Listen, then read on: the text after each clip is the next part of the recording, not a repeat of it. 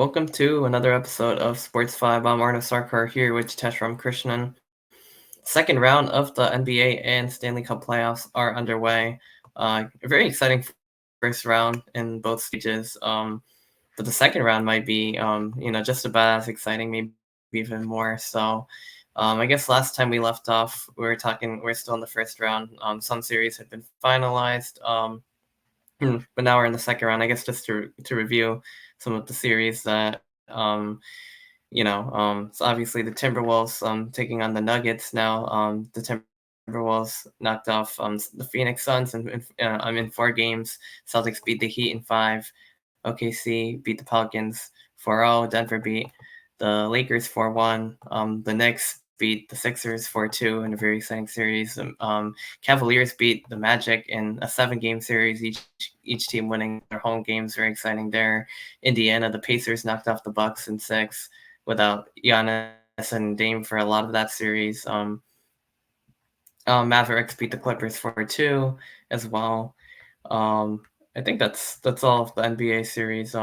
If we could start with on the NBA side, and then we'll do the same for Stanley Cup.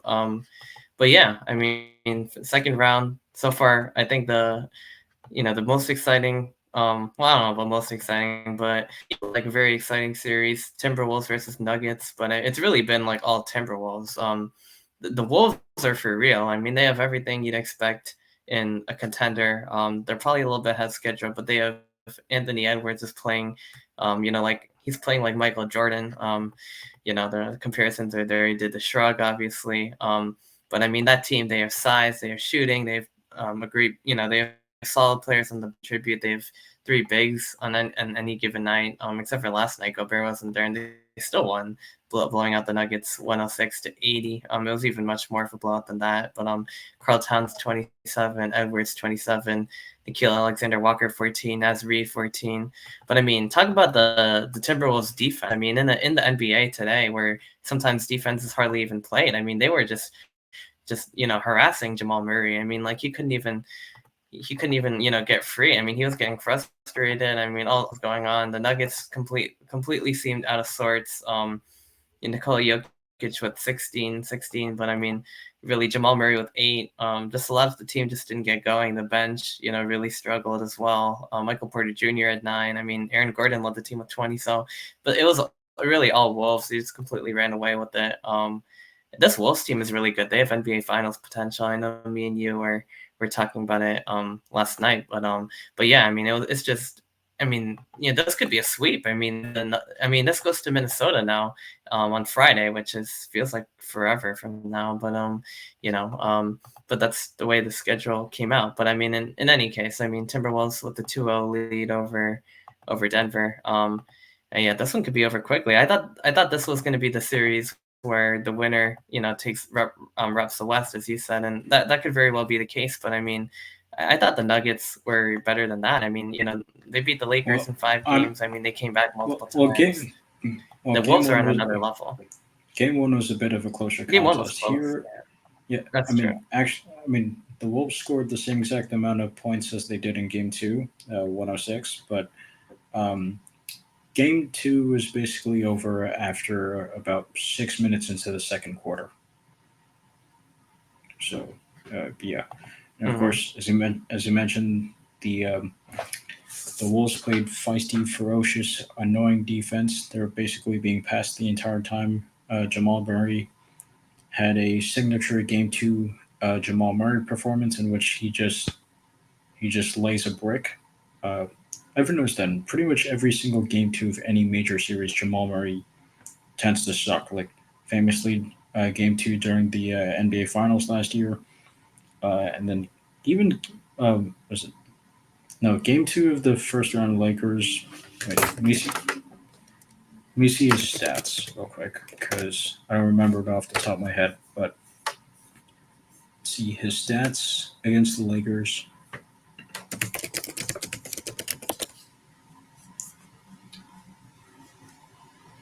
Yeah, all right.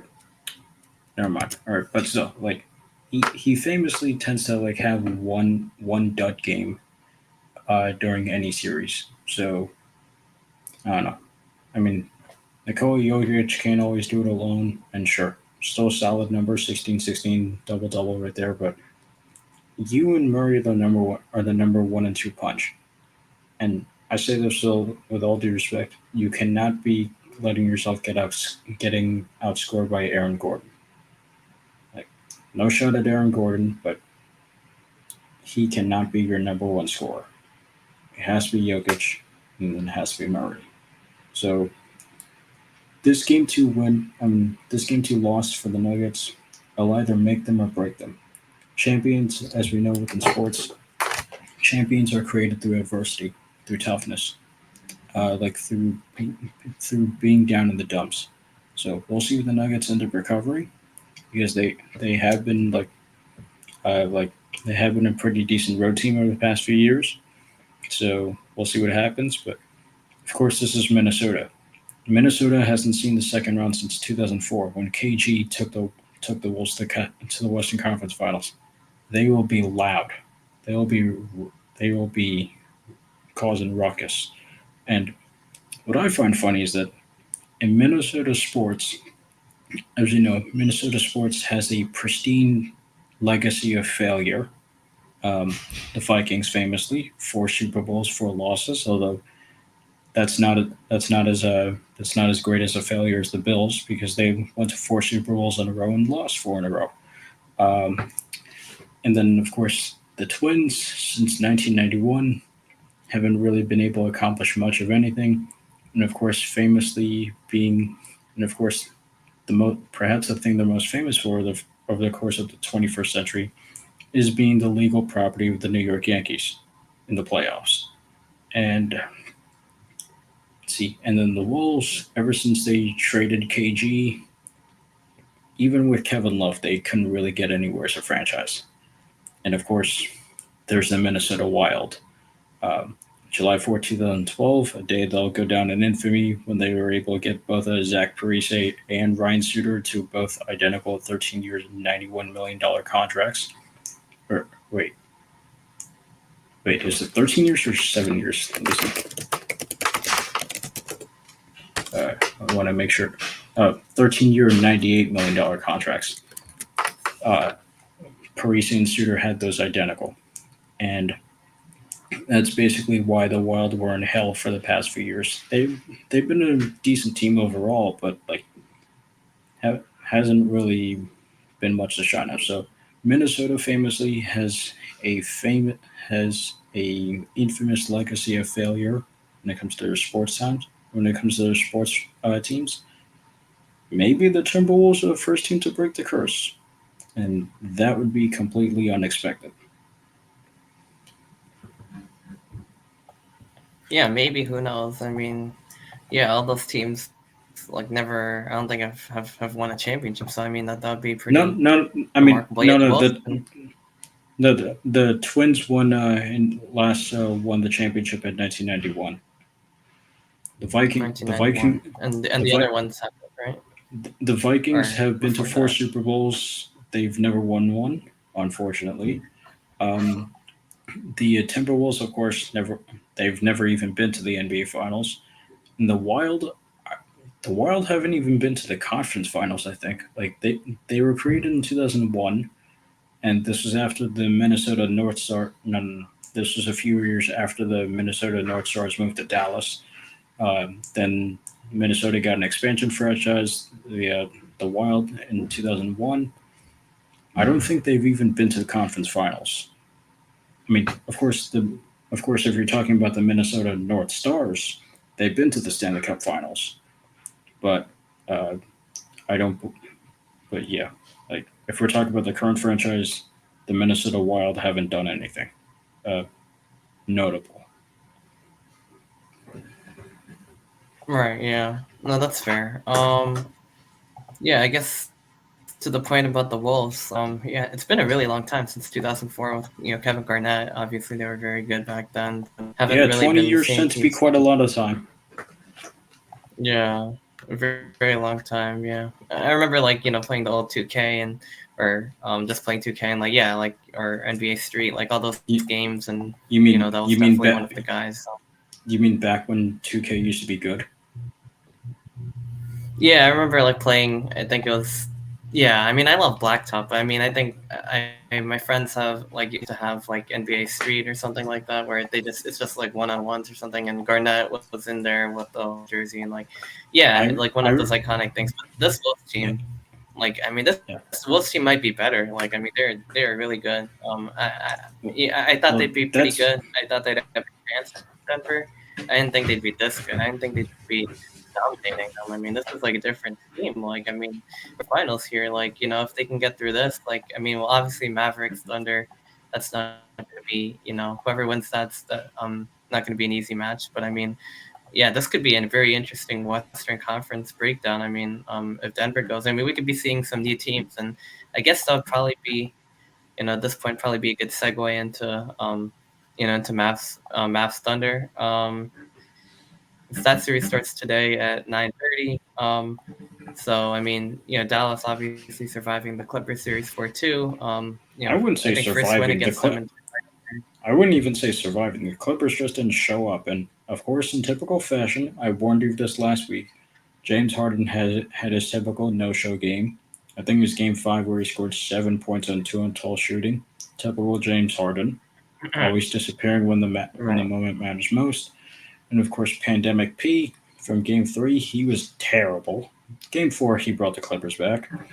Um, I mean, and of course, famously, I don't really like Russell Westbrook, but he's far from blaming for this team. And it just seems like in the lieu of Kawhi Leonard, this team is always cursed with injuries somehow or another. Like Kawhi, really, since his 2019 Raptors run, has really, really failed to live up to like being a truly healthy monster superstar in the playoffs. Like, of course, his best run with the Clippers was in 2021. Then he tore his ACL against the Jazz, I think Game 5 of the second round. And the Clippers tried their best, and they got outlasted by the Phoenix Suns.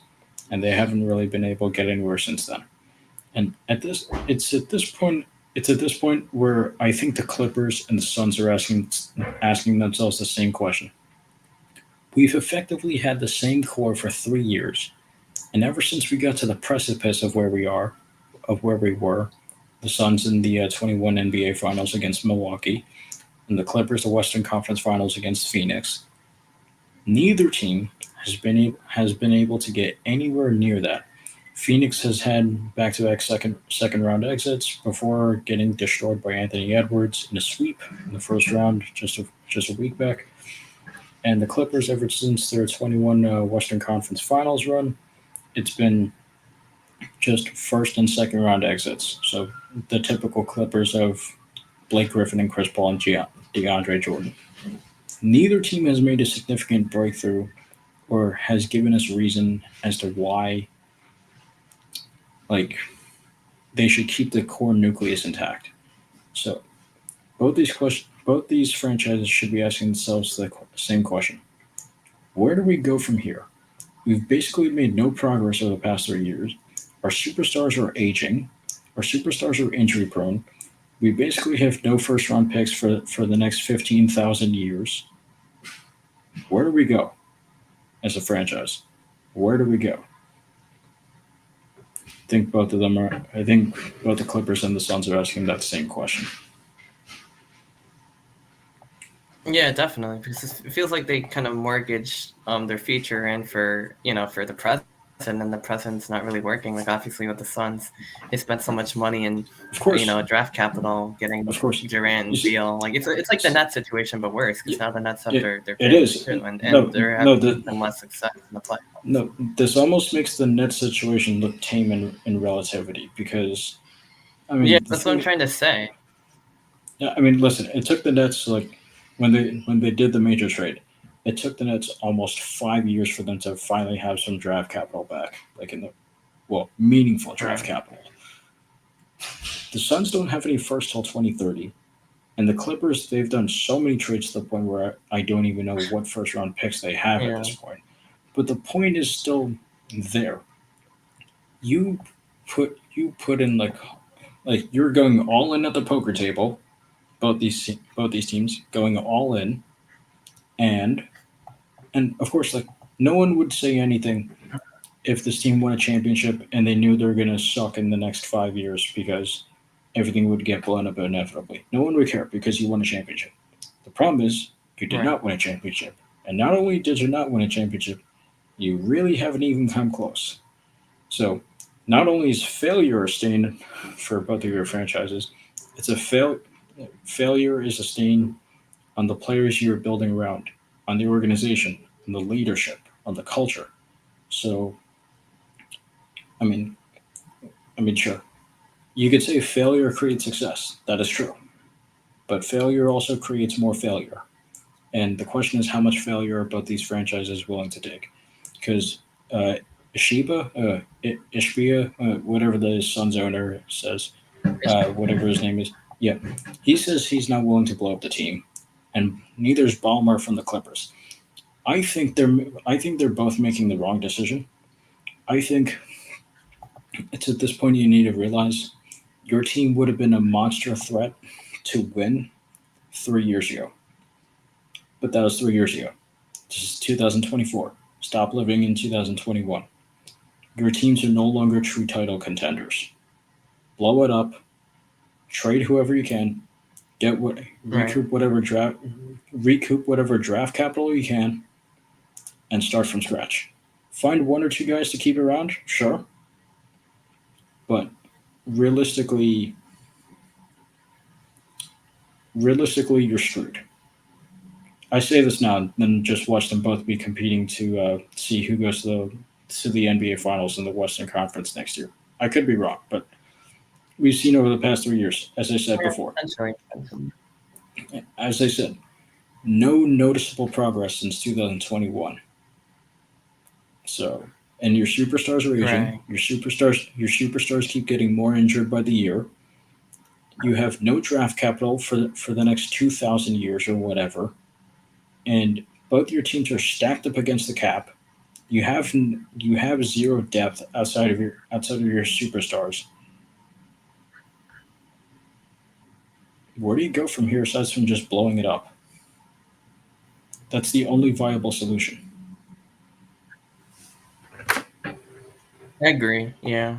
Because it's just the same outcomes. It feels like for the Suns, like they had some promise. It's gotten so bad because yeah, it's literally three players and they don't have a proper bench, to go with that. And then for No, the they Clippers, like learned they're just nothing. never healthy at the same time. No, Um, the Suns Sorry. have clearly shown from 2021 that they've learned absolutely nothing. That's what they showed. You know how Phoenix coasted through the Western Conference and made it to the NBA Finals? It's because they had it's because they had key guys and because they had depth. Now, what do they have? They have They have aging names, and I'm not saying Kevin Durant does sucks. Like he's still Kevin freaking Durant, but you have aging guys who you're depending on more than ever when you have zero bench. When you have zero guys on the bench. So you're asking more out of players who are aging, who are injury prone, and I don't exactly want to say tail end of their careers, but they're getting there. It seems a bit ridiculous to keep asking more and more for them. So um, I don't know. I think the best option is to just blow it up. But I know for sure that neither of these teams would be willing to admit failure until it's absolutely necessary for them. yeah.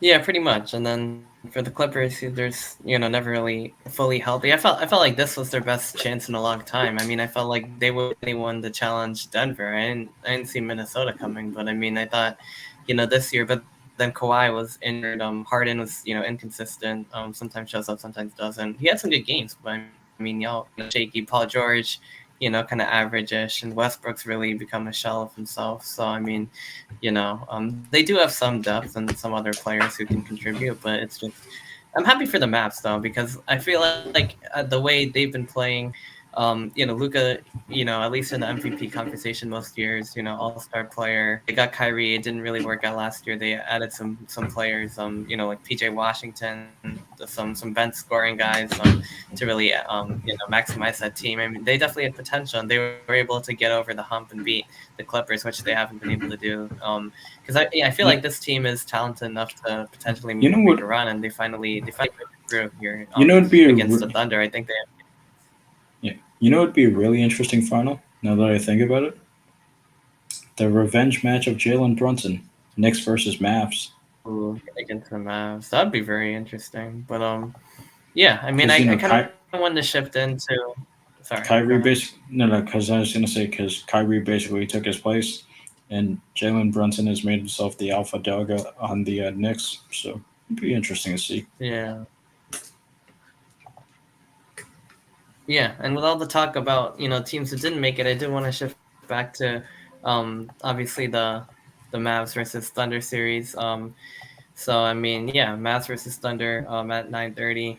It's going to be a terrific game. Um, the Thunder, another team that's definitely overachieving. They're definitely ahead of schedule. Younger Shea Gilgeous-Alexander playing at a MVP level, or MVP candidate level, I should say. They have quite the team around them. Obviously, Jalen Williams. There's two Jalen Williams, so one is playing very very well, over 20 points per game. Chet Holmgren. I mean, you got Josh Giddey. You got like a whole bunch of guys. So I mean, yeah, I mean, they have a solid starting five. Very young team. They haven't let that get to them at all. Sweep of the Pelicans. Obviously, the Mavs are going to be a tougher test. Luka, Kyrie. They have, like I said, PJ Washington. Cleva. They have different guys who can contribute. So I mean, yeah, I mean, like Derek Lively, Daniel Gafford. They definitely have some more pieces than just Kyrie and Luka, but and I think that's really made the difference for them to get from where they were last year to this season. So it's going to be a very interesting matchup against Oklahoma City.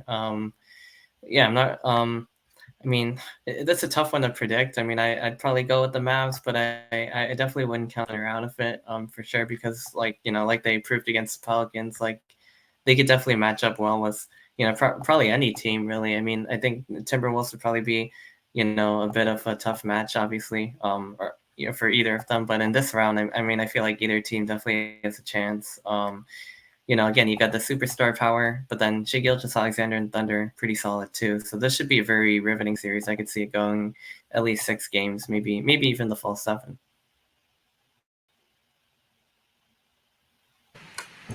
I think I would take Dallas in 6. Thousands. Yeah, that'll probably be excuse me. That'll probably be my pick too, to be honest. Mavs in 6. Definitely an exciting series. I'm excited to see how that one shakes out. I haven't really watched too much of the Thunder this season yet, but I know they're very good. I mean, they were the top seed in the West. In a crowded West included Denver, the Timberwolves, both also very similar with records. Clips, Mavs, all over 50 wins. So the very tight West here in the Thunder, 2 years removed from the #1 overall pick. I mean, they've really shown out, and I'm excited to see how that goes. But I think the Mavs, I think this is a good year for them. I think they have the bench. And Kyrie are both playing a much more consistent, high level game after game, and it's going to be a good series. I think I also have the Mavs in 6. And I'm looking forward to that one. And then I guess shifting over to the Eastern Conference now. Pacers Knicks is in the books. The Knicks won a thriller yesterday. The Pacers led most of the way. For everyone thinking that New York is just going to roll into the Eastern Conference Finals, um, not so fast. The Pacers are definitely up for the challenge. The Knicks could very well still win, and I think they will. But I mean, the Pacers led most of the way. The Knicks clawed back into it. They were never too far behind, but I mean, see, Miles Turner at 23, Siakam at 19, McConnell 18, Obi Toppin had a big East Bay dunk and 12 points. And then for the Knicks, Jalen Brunson continues to go nuclear with 43 points. The Villanova trio, Josh Hart with 24, DiVincenzo 25, some big shots, and Anunoby with 13, Hartenstein 13, including a half-court buzzer beater. Really solid team from the Knicks. So else in that game. especially the moving screen on Turner, which really wasn't really much. But I guess I did move, but I mean there were a bunch of controversial calls. Some on the Knicks too. I mean, some went both ways, but I feel like mostly against the Pacers. So I feel like the Pacers probably got cheated out of potentially stealing a game in New York. That being said, I mean, this is going to be a good series. I wouldn't definitely after seeing last night, I wouldn't count the Pacers out. Because I mean, this was in New York, and the refs helped out a little bit, but the Knicks definitely very solid. But I mean, chances are, maybe Brunson doesn't drop 43 every game. I mean, the Pacers could definitely make this a series, is what I'm trying to say, and I think that's evident from tonight. But at the end of the day, I think the Knicks do take care of business. But I'm looking forward to seeing the rest of the series. I mean, after Knicks Sixers was so exciting, every game coming down to the wire. I mean, I think a lot of people thought the Knicks would just have an easy time and cruise past Indiana, but that is absolutely not the case. We can get another great series out of this one. It's a historic rivalry from the 90s, back in the day with Reggie Miller, and the Knicks making it deep every year. I think the teams played multiple times year after year, and renewing of a rivalry. I think the Knicks have the upper hand did against the Sixers, especially with the energy they play. But at the same time, Pacers are definitely not by any means out of the series after one game the way they played last night.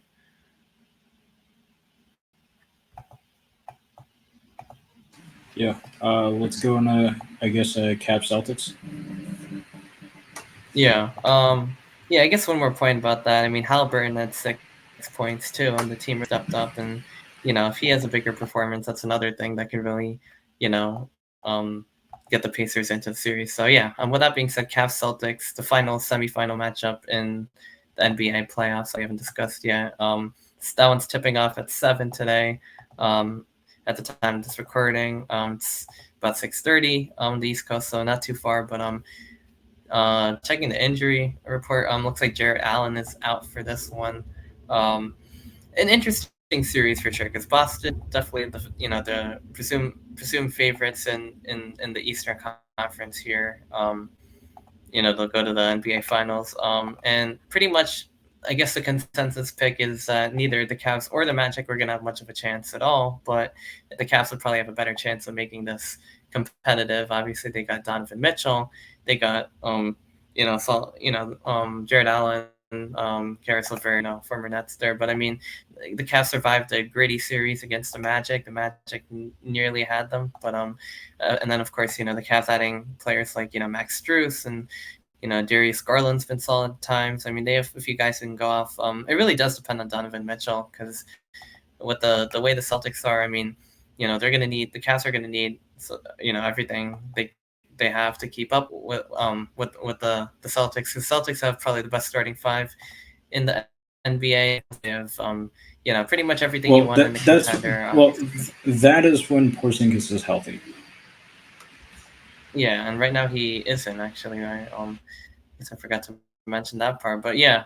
So Porzingis definitely was the perfect addition to the Celtics, because we'll to stretch the floor. Without that, maybe you lose one good, you lose the solid center out of that starting five. But I mean, they still got Jason Tatum, Jaylen Brown, Drew Holiday, Derek White. I guess Al Horford now in as the starting center for Boston. But yeah, Celtics 4-1 against the Heat. Didn't really have too much of an issue with that after last year's crazy series. But this year, without Jimmy Butler, not much of a problem.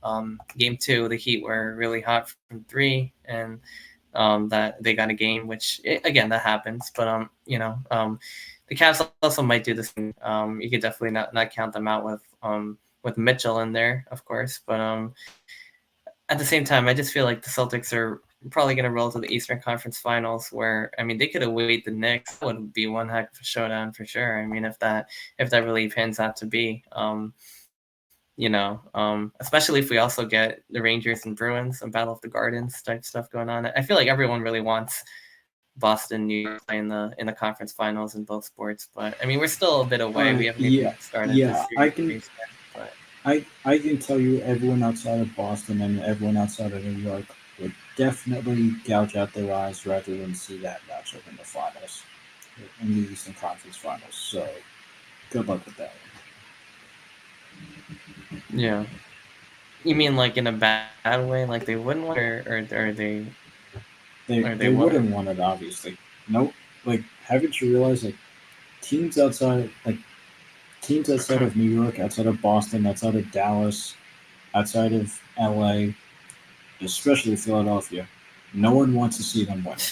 Obviously, That's true. That's true. Yeah, but I just feel like it would be fun. I mean, I'm not obviously as a Nets fan. Like, I guess if I really wanted to just root for the right teams, I'd root for Cavs and Pacers. But I just first of all, I feel like the Knicks and the Celtics are gonna win. Second of all, the Knicks have been such a fun team, and I've gotten into that New York spirit a little bit. And third of all, the Celtics are just rolling. And I guess the main reason though is the geographic rivalry, and I just feel like it'd be such a fun series. And I feel like the Knicks are probably the only team that can really challenge the Celtics in the East just because of the way they play with their energy, their style, and I feel like it could be a really good series. But it would just be so cool to see Boston versus New York, even as a Nets fan who doesn't really like either of those teams a lot, but like for the most part. But I mean, that could be a lot of fun. But yeah, I mean, I could understand the point of like fans not wanting to see that because yeah, as it is, like with Game One with the Knicks, some people are like, "Oh, they're making calls. They want New York, Boston." And I mean, I get it. It's just, first of all, I feel like it's going to happen. Second of all, I do want it to happen. I just feel like it'd be crazy and really exciting, and probably the best series too. So we'll see. I mean, may the best team win, of course. Pacers do pull off the big upset or the Cavs, then by all means. But I mean, like, I don't know. I feel like this is bound to happen, and I'm looking forward to it if it does. But anyway, that is the NBA side of things. Four series in the second round. Minnesota with a 2-0 lead. The Knicks with a 1-0 lead so far. Cavs, Celtics, and Mavs Thunder get started today. On Tuesday evening. So at the time of recording hasn't started yet. But on the other side of I guess also going on at the same time, the Stanley Cup playoffs. Very exciting as well. We're in round two, so yeah. I mean, I guess just to recap the first round, Rangers won 4-0 against the Capitals. It's gonna be a little bit tough. The Avalanche won 4-1 against the Jets. Boston Bruins survived 4-3 against the Maple Leafs. Here you have a lot to say about that one. Carolina it's a 4-1 tradition. against the Isle. Yeah, it is a tradition. Yeah, just like in the same place, the same game. Vancouver 4-2 over the 2013, Preds. 2019, and now 24. Exactly. And then yeah, and then that's pretty much Florida 4-1 over the Lightning. And then of course the Stars 4-3 over Vegas. That was a very exciting series as well. So I think Well, that covers everything. So yeah, I mean into the second round, we already have game one from the Rangers Kane series 4-3 New York. So they lead 1-0. So the Bruins dominating 5-1 win over the Panthers yesterday as well. yeah, And then we also and have game one. Yeah, game I one was between gonna the say Avs like, and Stars. Sorry. oh, all right, yeah. So I guess I guess major or you know what? Let's just preview the other two series and then we could do game one recaps. All right. Yeah. So Avs Stars 9:30 today.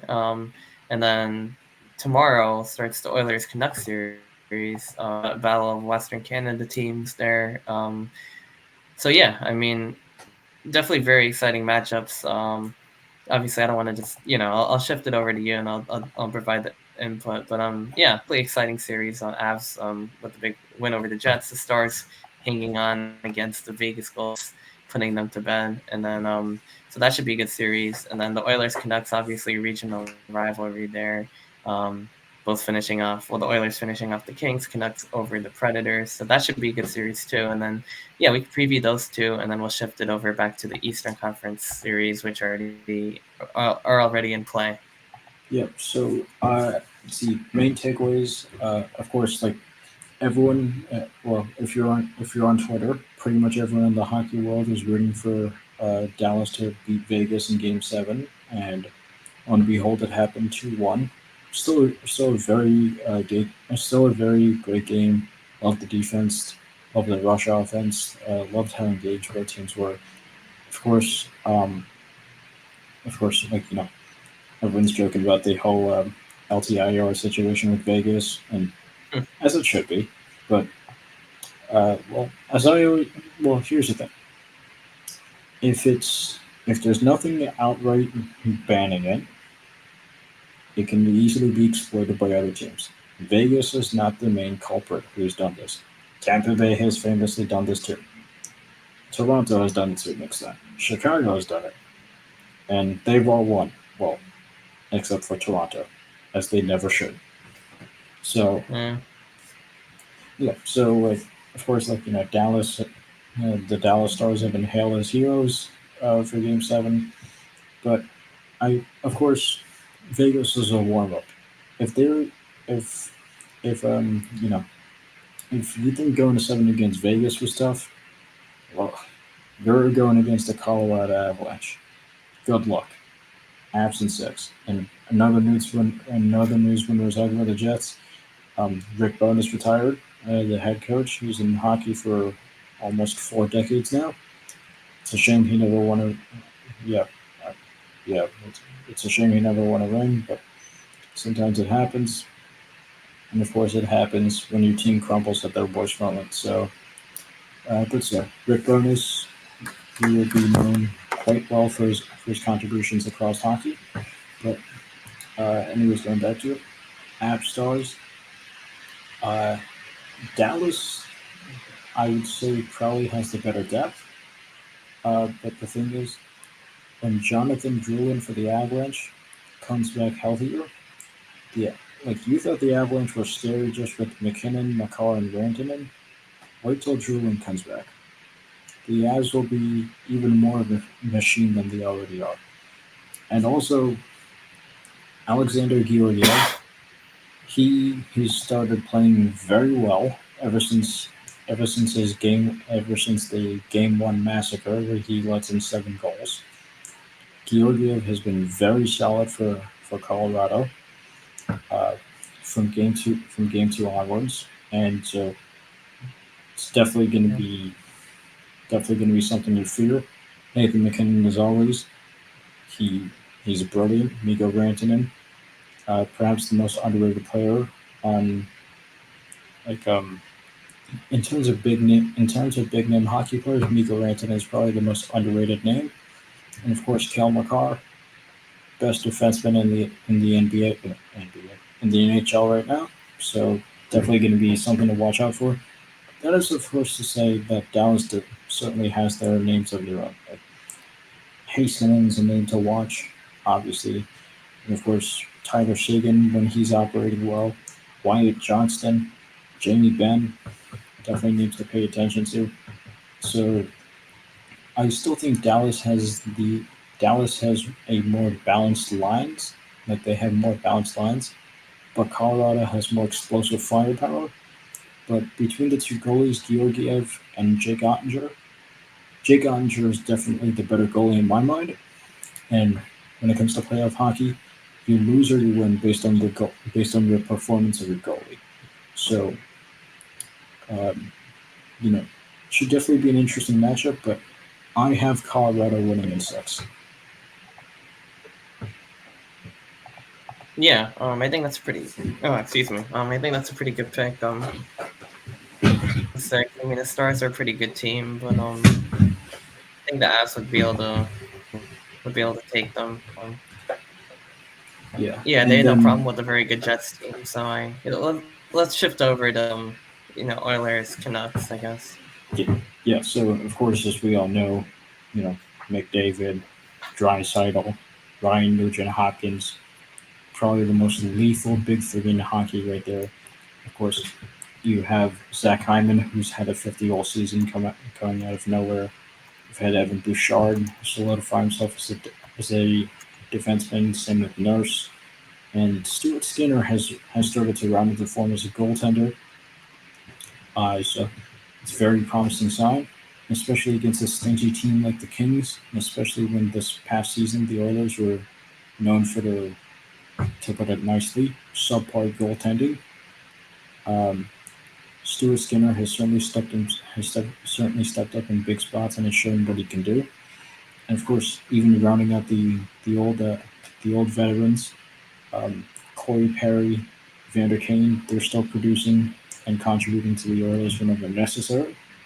So the Oilers are an offensive juggernaut, and their defense isn't too bad now. Like the main reason they haven't been able to do anything over the past 2 years is because their defense sucked, and they're relying too much on the on being sustained by McDavid and Draisaitl and Ryan Nugent Hopkins. Now that their defense is a little bit more solidified, like um, Evan Bouchard and and Nurse, they've definitely, I mean, Nurse, in my opinion, still isn't living up to his massive contract, but he's certainly improved as a whole.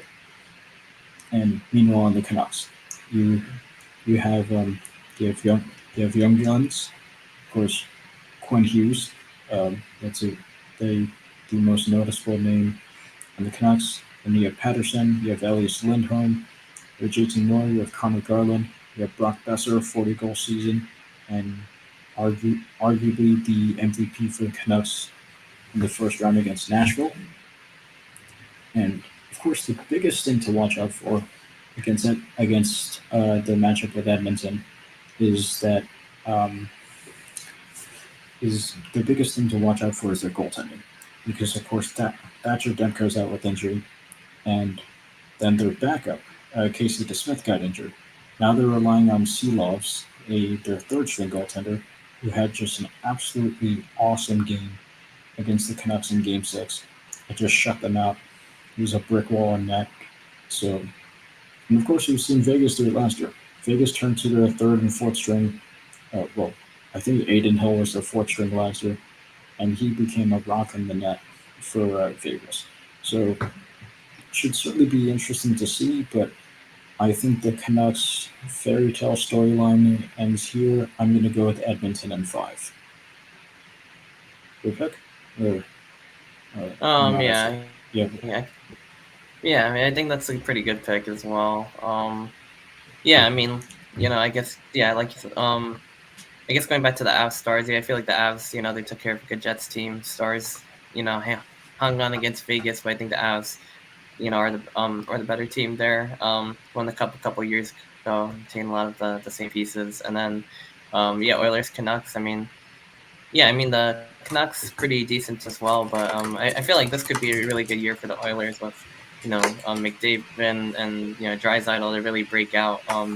Should be a good matchup for sure, but I think the Oilers can. I think the Oilers have the star power to be able to pull this one out. So I think I'm with you there, and then I guess I'm shifting over, over to the Eastern Conference side. yeah. All right. Let's do it. So let's start with the Rangers and the Hurricanes. So I remember last week I picked Hurricanes at 6, and of course Carolina got off to a pretty rocky start to game 1. They were down 3-1 at the end of the second period. They were able to rally back and make it a bit of a contest. So I think the Hurricanes will certainly be pests and be noticeable for and be a noticeable opponent for the Rangers. And like I said last time, like the main reason last year Carolina didn't end up going to the Stanley Cup Finals is because they had they were pretty much solely relying on their defense, and they barely had any offense that came alive during the playoffs. So I think this time Carolina's a lot more well-rounded within the offense, and their defense is still as good as ever. So don't expect this to be an easy series either way. Sure, the Rangers have game 1, but I think Carolina will certainly make a bounce back in game 2 and make it a more interesting series once we get down to the other games. I'm still sticking with my pick in Carolina in 6. Yeah, that's definitely a good one. Really face two of the best teams in the NHL, really in the Metro. Rangers topped them by 3 points in the standings. So those two are both, far and away better than, basically the division, which was pretty much in the wild card race, except for I guess the Devils kind of out of it. The Jackets are way out of it. Everyone else kind of clumped up. But the Rangers, Canes, far and away the two best teams in the division. Among the two best in the league. I don't know. I mean, I feel like this is as much as I feel like this could be like a year for them to pull it off, at least against the Canes. But at the same time, the Canes definitely a really good team. They fell short. They got one goal back actually, but then they were not able to finish the job, even though they were on the power play right at the end of the game. Kind of a weird sequence of events with penalties, but yeah, they had an extra man, they had a chance. But I mean, I do think the Canes are gonna make this a tough series. They're gonna probably I would say probably tied today. This one can go either way. I'm not gonna pick one way or the other. I don't know. I mean, I feel like it's I don't know. It probably depends on whoever wins this game, game two. If the Rangers go up 2-0, that's gonna be tough. Although it does shift to Carolina. If Carolina ties at 1-1, I think they probably have the upper hand because now they still home ice, and I think they can get two in Carolina, or at least one, and then be able to pull it out. But later on in the series, but definitely really exciting series in the East, and I guess shifting over to the final series, Bruins Panthers. The Bruins with the 5-1 win over Florida, pretty resounding actually. So yeah, they look to be in good spirits. I mean, they were able to knock off Toronto in overtime. Pasternak goal, kind of off an interesting bounce that basically brought it No, no, that was an into the interesting least. bounce. That was not an interesting bounce. Lindholm Sent it knew into the exactly how zone. to. It was like commentator basically said the thing as it happened. Like the Yeah, game could yeah. end on like these types Yeah, of games end on a yeah. Sean Sean, McDonough and Ray yeah. Ferraro basically called the play 10 seconds before it happened because they've seen over the years like before Hampus Lindholm when Torrey Krug was the defenseman for the Boston Bruins. We've seen this type of feeding plays from Krug to Pasternak, where Krug sends it from the blue line, or effectively there, and sees Pasternak flanking on the open right. Just send it down deep, bank it off the glass, give it to Pasta, put it in the back of the net. Same play was drawn up here, and it worked to perfection. Pasternak, I mean, of course, he was decent in series before the goal.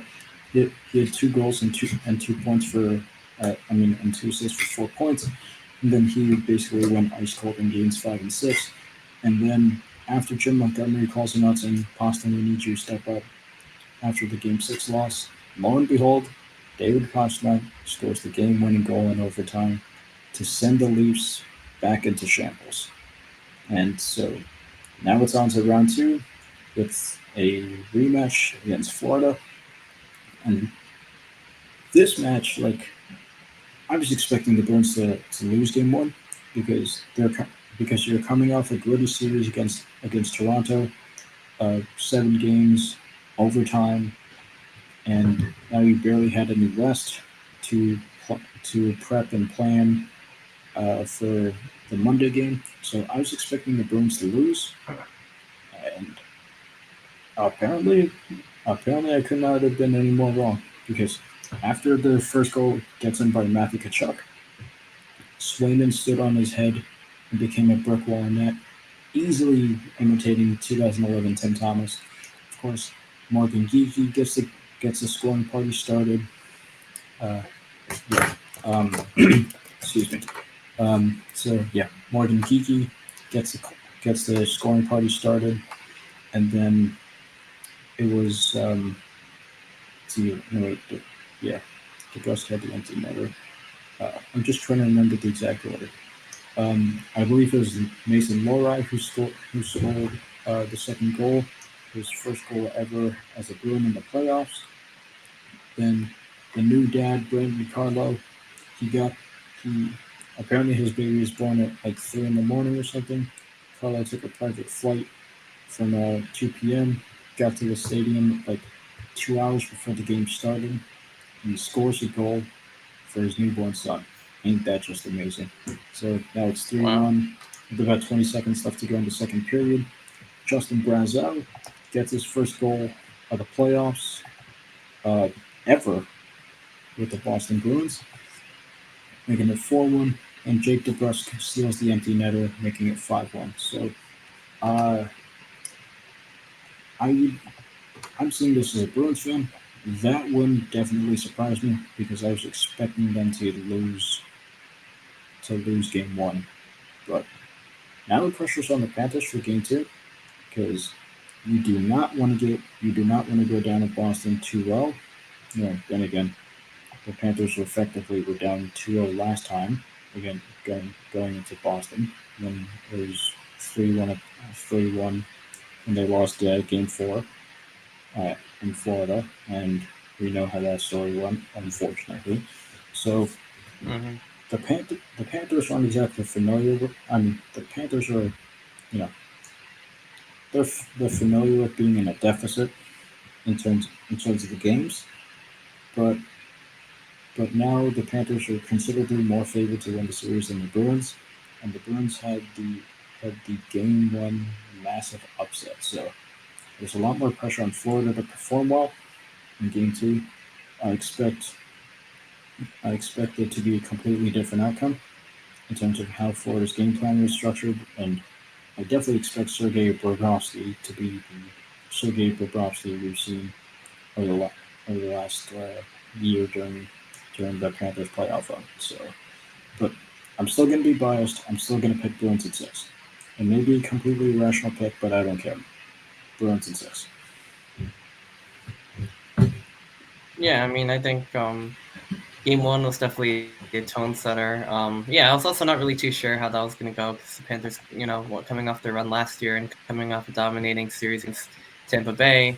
The Bruins, coming off of their win against Toronto in overtime on way less rest, and um, I thought that Florida was gonna be able to take over that one and get the win, but on home ice, especially with so much more rest, because the Panthers off, the Bruins only had 2 days off, so it's interesting because both of them have their advantages. Bruins You, obviously and you know, could this be in kind probably of better this kind playoff shape. The Panthers need to be more rest.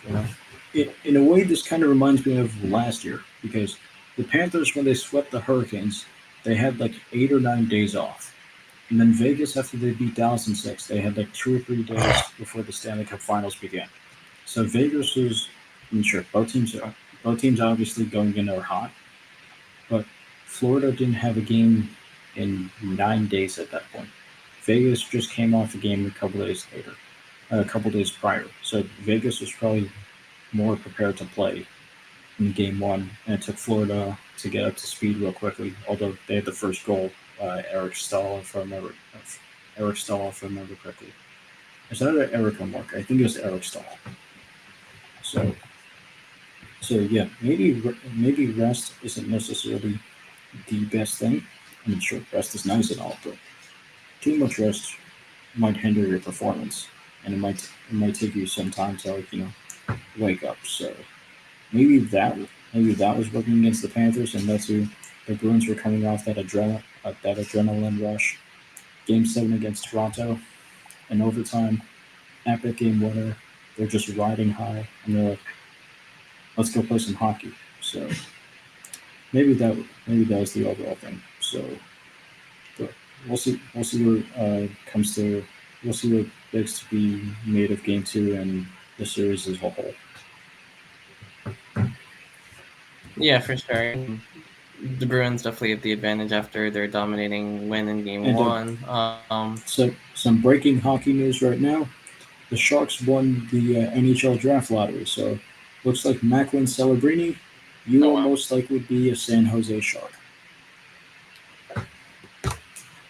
Wow, yeah, that's pretty exciting. Yeah, obviously, like Bedard, the consensus prospect last year went to the Blackhawks, so Celebrini going to San Jose, likely to the Sharks. Yeah, I mean, yeah, about the Bruins, yeah, I think stealing one in Florida, setting the tone for the series, definitely puts the pressure on the Panthers now, to win one on home ice.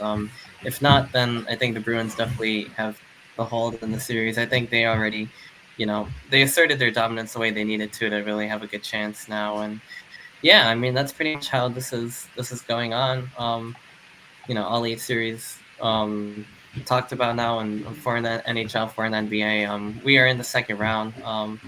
Definitely definitely looking forward to the remainder of the second round in each playoff. But yeah, I mean, I think we pretty much caught up with everything. I think that's all we're gonna be able to have time for in this episode. So, guys, for listening. Of course, I'm Arnav Sarkar here, signing off for Jitesh Ramakrishnan, and we'll see you next week.